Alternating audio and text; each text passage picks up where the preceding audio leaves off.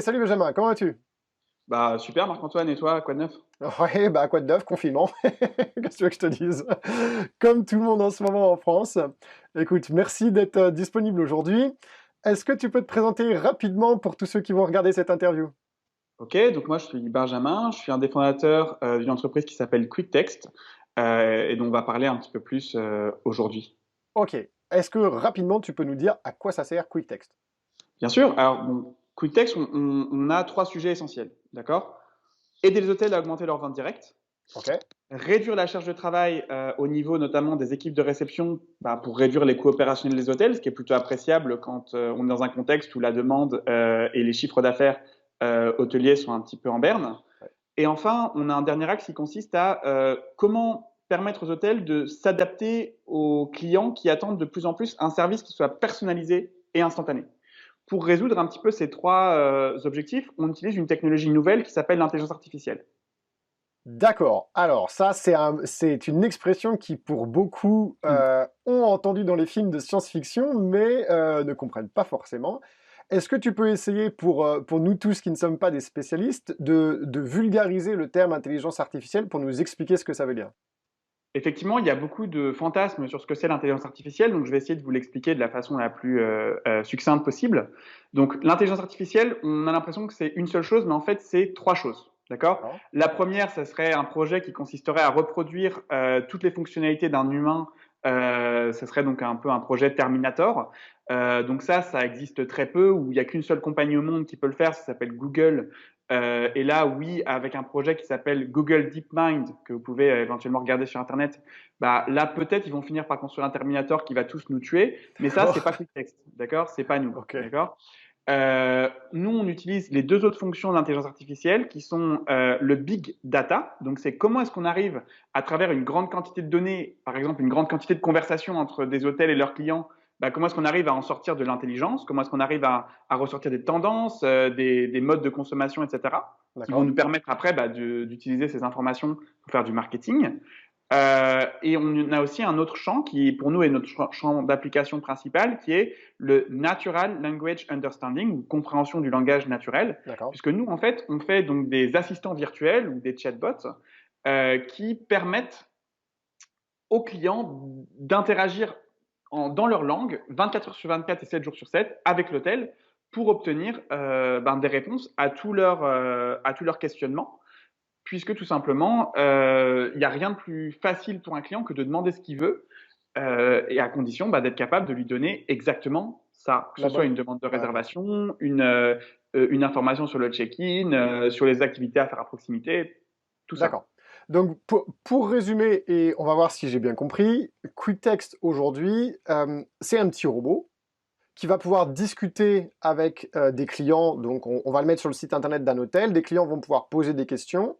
Et grâce à l'intelligence artificielle et donc au big data, à l'analyse des données, ce petit robot, il va pouvoir répondre à des questions et émettre des actions avec pour objectif d'augmenter les ventes directes de l'hôtel, puisque ça va permettre de faire des ventes depuis le site internet, et en même temps, comme tu disais tout à l'heure, de réduire la charge du personnel de réception, parce que ça va répondre à plein de questions, type à telle heure est le check-in, où est-ce qu'on peut se garer, ce genre de choses.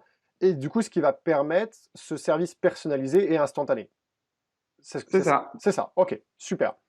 Ah, cool, bon, déjà c'est bien, ça veut dire que j'ai compris d'un seul jet, ça veut dire que tu as bien expliqué. c'est c'est parfait. Euh, alors, d'un point de vue opérationnel, imaginons que moi je suis un hôtelier, je me dis cool, ça a l'air super intéressant, ce petit robot avec lequel mes clients ils peuvent discuter. Comment est-ce que ça fonctionne d'un point de vue opérationnel? D'accord. Donc en fait, QuickText va gérer l'interaction directe avec le client. D'accord? Donc ça va agir un peu comme un filtre, puisque tout simplement, chaque client est unique, mais quand même 90% ont les mêmes questions. D'accord? L'enjeu, c'est de permettre au client d'obtenir sa réponse instantanée et de faire que l'hôtel n'ait pas besoin de réinventer la poudre à chaque fois. D'accord, D'accord? ok. Donc QuickText gère ce premier rapport, essaye de résoudre la question du client et ça marche entre 85 et 93% des fois, le chatbot va répondre et résoudre le besoin du client. Donc on a un filtre qui est assez Ah oui, efficace. c'est énorme. Donc là, tu es en train de nous dire que de 83 à en gros 90% des requêtes qui sont faites par les clients sur les sites internet des hôteliers, votre petit robot, il répond pile à la question et il n'y a pas besoin d'intervention humaine. Oui, parce que ça fait 5 ans qu'on l'entraîne en fait Ah sur ouais, énormément d'hôtels. Et fondamentalement, il y a un set de questions qui sont très très fréquentes et qui représentent l'essentiel du volume. d'accord. Après, disons les variations qu'on peut avoir dans les résultats, ça dépend de plusieurs paramètres, notamment de comment est-ce que l'hôtel a rempli l'information dans son robot. D'accord, ok. Et donc, moi, si je suis un hôtelier, ce robot, j'ai quoi? J'ai une application, j'ai un panel, tu sais, pour pouvoir le gérer. Ça se passe comment? Alors ça dépend, puisqu'en fait, en fonction de comment l'hôtel est géré, on peut avoir parfois un personnel de réception qui pourrait avoir accès à un panneau de contrôle dans lequel il pourrait voir et prendre la main sur les conversations. Dans d'autres cas, c'est un personnel qui est un peu plus en mouvement et il va utiliser une application mobile sur son téléphone pour D'accord. pouvoir gérer depuis son téléphone. Ça, c'est cool, ouais. Et d'autres fois, en fait, il gère pas du tout. C'est-à-dire que le robot est en complète autonomie et quand il a besoin d'une aide extérieure, par exemple de l'hôtelier, il va contacter directement la bonne personne en envoyant une notification qui sera structurée, par exemple, telle personne a besoin d'aide pour annuler sa réservation. Sachant D'accord. que le robot si le moteur de réservation de l'hôtel a la fonction annulation automatique, le robot va d'abord proposer de le faire. Mais si jamais le client, pour une raison X, il a oublié son numéro de résa, Ouais, bah, on est obligé de passer par un humain. ouais. Alors là, on envoie un petit email à la personne qui s'occupe des réservations. Ça peut être une personne en particulier ou ça peut être le gérant. Cette demande sera gérée. Et là, ce qui est intéressant, c'est que tout d'un coup, on a un hôtelier qui est au four et au moulin, qui Ouais. a plus besoin d'être dérangé instantanément pour arrêter ce qu'il est en train de faire, rentrer dans son PMS, trouver si la réservation de la personne elle est annulable et remboursable, répondre à cette personne. Ouais. Sachant que si la réservation a été faite par Booking, le chatbot il lui dit mais c'est même pas la peine, n'appelle pas, on va pas te l'annuler, il faut que tu ailles sur Booking. D'accord, ok. Donc en gros, on a vraiment cette idée de faciliter le quotidien De de l'hôtelier. l'hôtelier, et ce sur la modalité qui lui plaît le plus, que ce soit d'avoir un dashboard, que ce soit de recevoir des notifications ou à travers une application mobile. D'accord. Ouais, c'est génial. Donc, ça veut dire que l'hôtelier, il peut vraiment choisir en fonction de ses habitudes ce qui va Enfin, il a plusieurs options. Ça, Ouais. c'est cool. Alors, comme tu le sais, avec Ododo, notre spécialité, c'est vraiment d'aider des petits établissements indépendants, enfin, pas que des petits, mais majoritairement, on va dire, des moins de 70 chambres en indépendant, jusqu'à des maisons d'hôtes et des gîtes. Et je sais que beaucoup vont regarder cette vidéo et vont se dire, waouh, ça a l'air génial, ce truc-là, mais bon, c'est pour les gros hôtels à Las Vegas, quoi. Est-ce que c'est vraiment un truc que pour les gros hôtels, ou est-ce qu'au contraire, ça peut tout à fait s'adapter à des beaucoup plus petites structures? Alors, moi, à la base, enfin, je veux dire, mon plus petit hôtel, il a 8 chambres. D'accord, Et mon plus gros hôtel, il en a 954. c'est ça, ouais. D'accord? Las Vegas. Donc, il y a un scope qui est assez grand. Et en fait, l'idée, c'est que, si tu veux, nous, on ne s'attaque pas à une catégorie d'hôtel en particulier. On s'attaque à un comportement client. C'est-à-dire que, tu vois, aujourd'hui, ton client, il est sur mobile.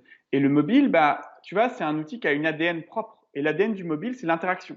D'accord? Donc, comme ton client, il est influencé par cet outil, eh ben, en fait, le challenge de tout hôtelier, ça va être de comment faire pour rendre cette information, qui est l'information de l'hôtel, disponible instantanément et la demande à travers n'importe quel canal de communication, que ce soit WhatsApp, Facebook Messenger, Google My Business, le live chat sur son site web.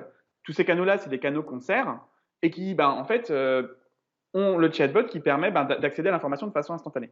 Donc, le premier point, c'est pas une technologie pour telle ou telle personne. Maintenant, bah, nous, on a comment dire, une technologie effectivement qui est assez importante. Donc, il y a plusieurs questions à se poser si vous êtes un hôtel.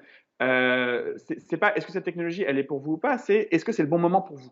D'accord, D'accord. ok. euh, donc, ce qui va vraiment faire la différence, c'est déjà, est-ce que vous avez déjà une base digitale consolidée? C'est-à-dire, si vous avez un mauvais booking engine, enfin un mauvais moteur de réservation, Ouais, bah, vous devez commencer par là. D'accord? ouais, Faut commencer par avoir une base solide. Parce que l'intelligence artificielle, ça vient peut-être un peu après. D'accord? d'accord. Ensuite, quel trafic vous avez sur vos canaux de communication? Enfin, je ne vais pas dire sur votre site web seulement, je vais dire sur votre plateforme directe, qui D'accord. regroupe WhatsApp, Facebook Messenger, etc. Donc, quel est donc ce trafic? Si vous avez un trafic qui est insignifiant, donc c'est-à-dire moins de 1000 visites par mois, bah, peut-être il faut privilégier une messagerie qui serait sans intelligence artificielle. D'accord, D'accord? ouais. Aussi vous proposer ça. J'ai puisque jamais arrêté. ben, Donc on ça, a, pour analyser ce genre de choses, comme beaucoup d'hôteliers vont pas forcément le savoir, ils peuvent prendre contact avec QuickText. Vous allez les accompagner pour juger si oui ou non ils sont à un stade de maturité pour passer sur l'intelligence artificielle. Et là, vous allez pouvoir leur dire non, bah non, ton site il n'a pas suffisamment de trafic, donc oriente-toi plutôt vers cette technologie qui est plus simple. Ou alors au contraire, ouais, toi, ton site et tous tes canaux en direct, ils font tellement de volume que c'est intéressant, ça va te faire gagner du temps ici, ça va te faire gagner de l'argent ici, etc. C'est bien ça l'idée, hein. ouais, parce qu'en fait, nous, on va essayer d'éviter de vendre quelque chose à quelqu'un qui n'en a pas le besoin parce que, tout simplement, euh, ça ne marchera pas s'il n'y a pas une infrastructure cohérente derrière. D'accord. C'est-à-dire qu'une technologie, c'est un outil, mais sans une stratégie cohérente entre tout l'écosystème digital de l'hôtelier, il n'y a pas de possibilité de faire que l'intelligence artificielle fonctionne. Ça paraît L'intelligence logique, ouais. artificielle, c'est une évolution, c'est pas une solution à tous vos problèmes. D'accord. Top.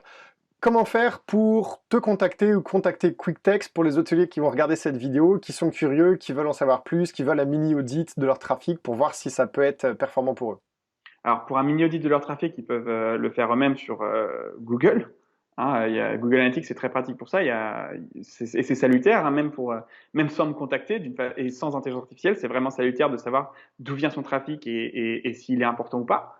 Ensuite, pour me contacter, c'est très simple. On a une adresse email, donc je pense que tu peux la partager. Et puis, moi, je réponds toujours assez vite.